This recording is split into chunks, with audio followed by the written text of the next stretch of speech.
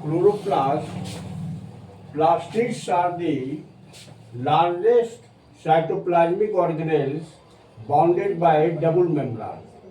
मतलब प्लास्टिड जो है और सेल ऑर्गेनेल्स से के अपेक्षा ये भी जो है डबल सेल, जिसका डायग्राम ऑलरेडी आपको हम बता चुके हैं। ये डबल मेम्ब्रेन होता है और ये these are found in most of the plant cell. ये अधिकतर प्लांट सेल्स में होता है और कुछ फोटोसिंथेटिक प्रोटिस्ट में होता है। प्रोटिस्ट का क्या अर्थ हुआ? तो प्रोटिस्ट हुआ आपको जो कि यूनिसेलुलर ऑर्गेनिज्म है, जैसे अमीबा है, आपको पैरामीशियम है, ये सब आया। और ये एब्सेंट किस में रहेगा? These are absent in prokaryotes and animal cell. Prokaryotes means two types of cells. Prokaryotes means nucleus, जिसमें आपको जो है एब्सेंट रहता है या आपको इंसिपिएंट रहता है। तो उससे क्या होता है कि ये आपको वर्क जो है ठीक से नहीं करता है। और ये प्रोकैरियोट्स मिलेगा बैक्टीरिया में और साइनोबैक्टीरिया और एनिमल सेल्स में भी ये नहीं मिलता है। अब माइटोकॉन्ड्रिया की तरह, like the mitochondria, plastids also have their own genetic material. इसका अपना जेनेटिक मटेरियल है। जेनेटिक मटेरियल मतलब डीएनए और आरएनए।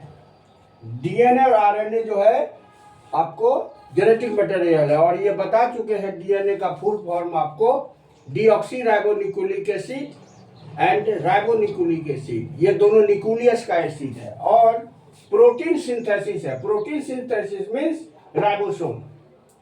अब ये जो ये माइटोकॉन्ड्रिया की तरह they are self replicating organelles, ये अपने जो है बनाता है।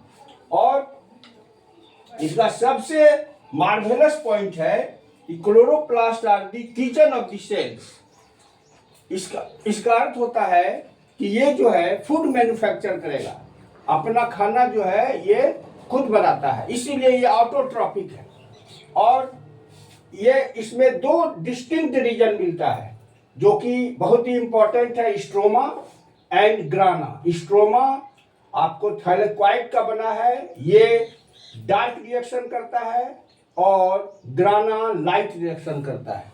डार्क रिएक्शन और लाइट रिएक्शन को मिला दीजिएगा तो फोटोसिंथेसिस की क्रिया होती है। और फंक्शन इसका मुख्य रूप से है ये फोटोसिंथेसिस की क्रिया करेगा। मतलब ये जो है CO2 और H2O को लेकर in the presence of sunlight and chlorophyll C6H12O6 produce करता है। और C6H12O6 जो है, ये जो C6H12O6 होता है, ये C6H12O6 दैट इज ग्लूकोज। ये ग्लूकोज है। और ये ग्लूकोज कैसे बनता है? तो ये फोटोसिंथेसिस के द्वारा बनता है।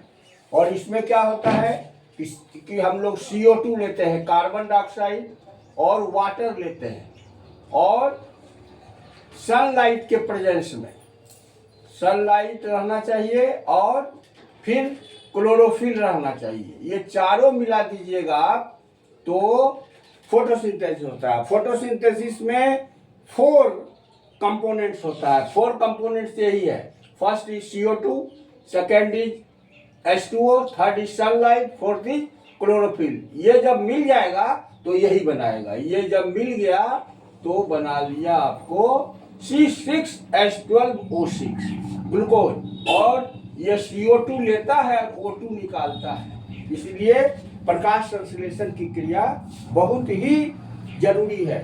प्रकाश संश्लेषण वातावरण में जितना, वातावरण में CO2 की कितनी मात्रा है? तो वातावरण में CO2 की मात्रा है, आपको CO2 की मात्रा है 0.03%। और सबसे ज्यादा किसकी मात्रा रहती है? सबसे ज्यादा मात्रा नाइट्रोजन का है। नाइट्रोजन का जो है 78% है। नाइट्रोजन का 78%।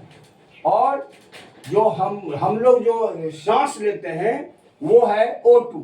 और O2 कितना चाहिए 21%। यही आपके एटमॉस्फेयर में, इसको आप याद रखिएगा कि आपको वातावरण में सबसे ज़्यादा नाइट्रोजन मिलेगा 78%, उसके बाद ऑक्सीजन मिलेगा, ऑक्सीजन जो है 21% है, उसके बाद क्या मिलेगा, वही CO2 मिलेगा 0.03%।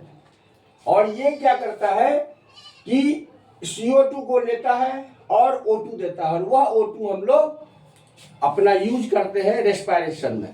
यदि in the presence of oxygen होता है तो एरोबिक रेस्पिरेशन होता है जिसमें कि ग्लूकोज बना, और यदि in the absence of oxygen होता है तो एनएरोबिक होता है जिसमें इथाइल अल्कोहल बनेगा C2H5OH। और ये प्रोसेस जो है तो क्लोरोप्लास्ट का मेन फंक्शन है कि आपको ये भोजन फूड मैन्युफैक्चर करता है, और फूड मैन्युफैक्चर करने से आपको सभी प्रकार का जो है, जो भी जैसे कि आप सीरियल्स खाते हैं तो सीरियल्स क्या है, सीरियल्स जो है वह कार्बोहाइड्रेट देता है, मतलब इसमें आ गया राइस आ गया, मेज आ गया, व्हीट आ गया, बार्ली आ गया, ये सब कार्बोहाइड्रेट देगा।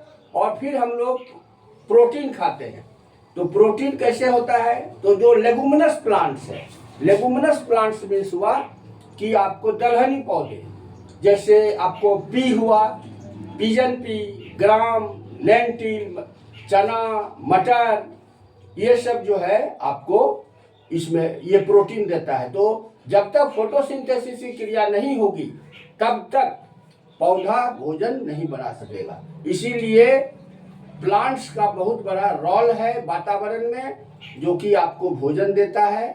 और इसमें जो प्रोटीन बनता है, तो जितना लेगुमिनस प्लांट्स है, ये लेगुमिनस प्लांट्स के रूट में आपको एक गांठ पाया जाता है, नोडुल्स, और उस गांठ में राइजोबियम रहता है। राइजोबियम नामक एक बैक्टीरिया है, और राइजोबियम का फुल फॉर्म क्या है, प्राय किताब में आप देखिएगा कि राइजोबियम है, लेकिन राइजोबियम कहने से नहीं होता है, राइजोबियम लेगुमिनोसीरम ये इसका फुल नेम है। Rhizobium Rhizobium Rhizobium leguminosarum, लेगुमिनोसीरम।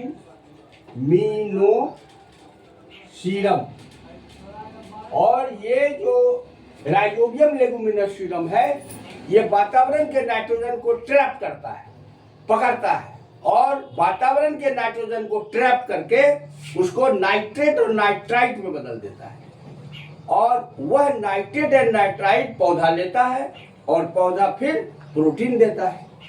तो जब बैक्टीरिया उसमें रह रहा है तो ये इस तरह के कनेक्शन को हम लोग कहते हैं सिम्बायोसिस, जिससे कि एक ऐसा संबंध है जिससे कि दोनों को फायदा होता है।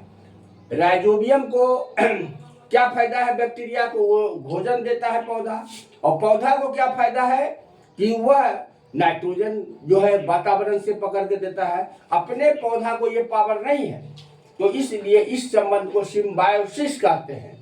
और राइजोबियम जो हुआ वह आपको सिम्बायोन्स हुआ। तो इस तरह का ये फोटोसिंथेसिस इसलिए बहुत ज़्यादा इम्पोर्टेंट है।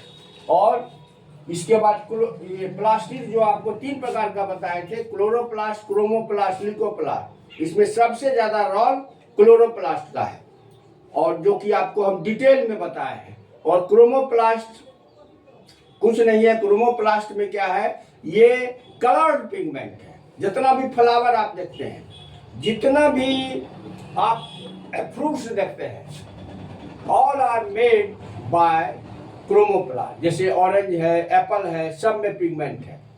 और थर्ड है ल्यूकोप्लास्ट, जो नॉन ग्रीन है, जो अंडरग्राउंड पार्ट में मिलता है, जैसे हम रेडिश खाते हैं, जैसे आप स्वीट पोटैटो खाते हैं, जैसे हम लोग कैरोट खाते हैं, तो कैरोट में कैरोटीनॉइड है, तो जैसे अपराजिता है, तो उसमें जो पिगमेंट है वो एंथोसाइनिन है। तो इस तरह का आपको ये प्लास्टिड का पूरा होता है। और प्लास्टिड में 2-3 बात याद रखिएगा।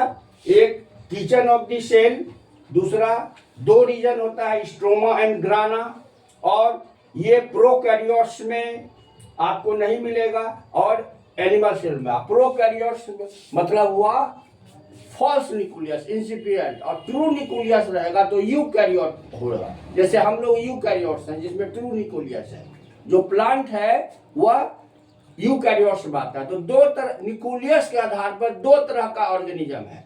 एक है प्रोकैरियोट्स, प्रोकैरियोट्स में इंसिपिएंट न्यूक्लियस मिलेगा, और एक है यूकैरियोट जिसमें ट्रू न्यूक्लियस मिलेगा, और हम लोग ह्यूमन बींग्स उसी में आता है। तो आज ये आपको प्लास्टिड का पूरा कंप्लीट हो गया। अब नेक्स्ट जो है आपको हम बताएंगे दूसरे सेल ऑर्गेनेल्स के बारे में, राइबोसोम बताएंगे या और कुछ बताएंगे। तो यहाँ पर कोई भी दिक्कत यदि आपको होता है तो कमेंट्स में लिखिए, और उसमें क्वेश्चन भी आप पूछ सकते हैं, मैं सभी को सॉल्व करूँगा। Thank you.